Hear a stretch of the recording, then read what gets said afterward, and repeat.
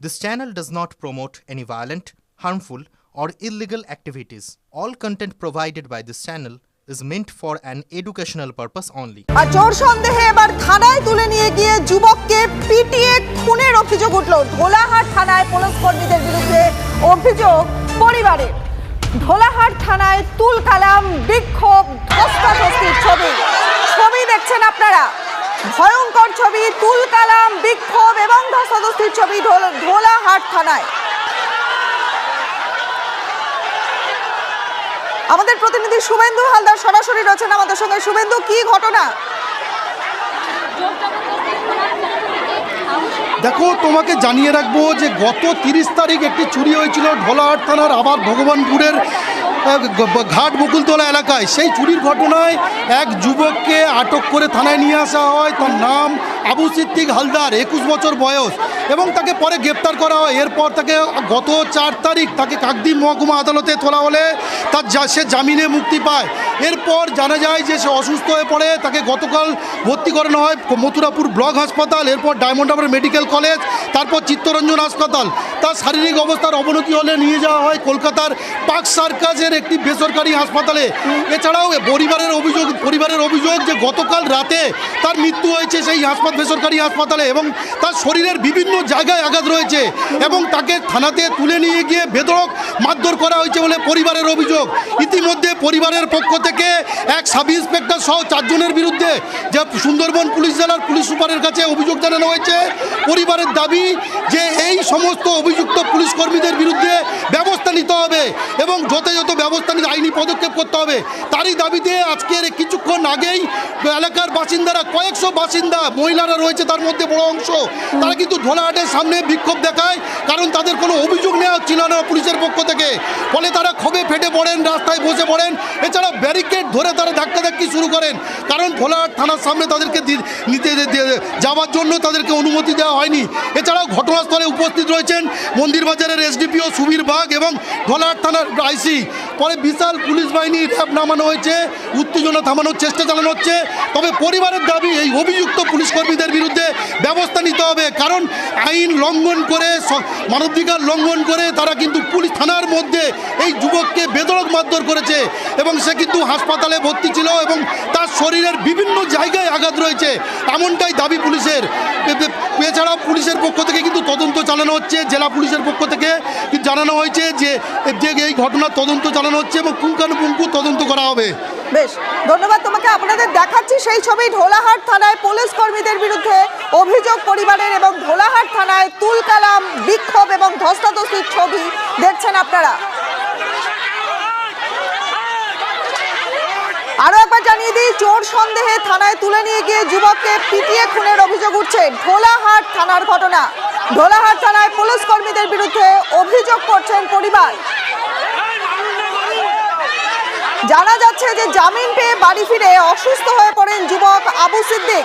অভিযোগ, মথুরাপুরের যুবক আবুর শরীরে একাধিক আঘাতের চিহ্ন ছিল।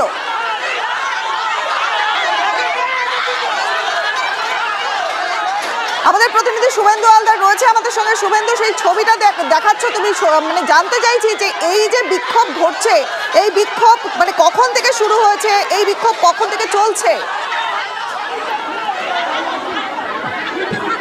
দেখো, এই বিক্ষোভ কিন্তু আধা ঘন্টা আগে থেকে শুরু হয়েছে, একেবারে ধোলাহাট থানার সামনে।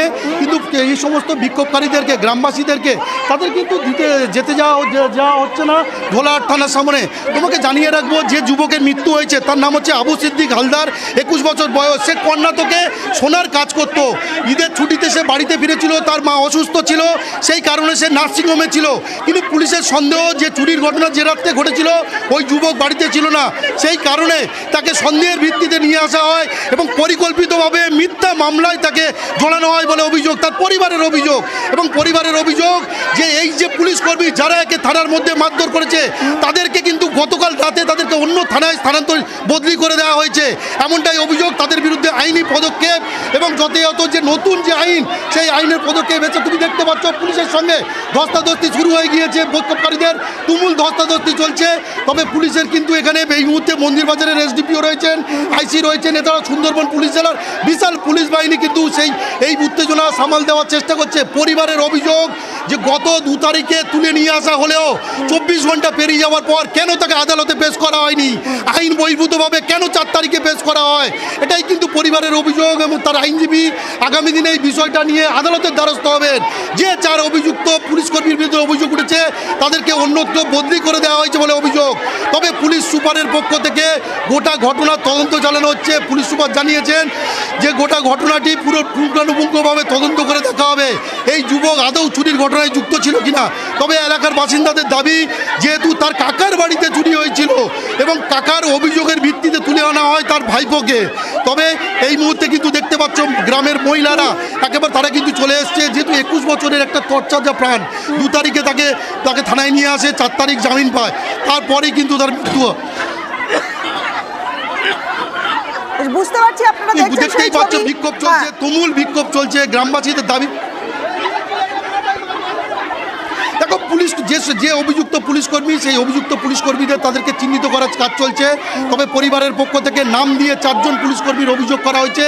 তার মধ্যে একজন সাব ইন্সপেক্টর রয়েছে, তাকে কিন্তু গতকাল এই ঘটনা প্রকাশ্যে আসার পরেই তাকে স্থানান্তরিত করা হয়েছে।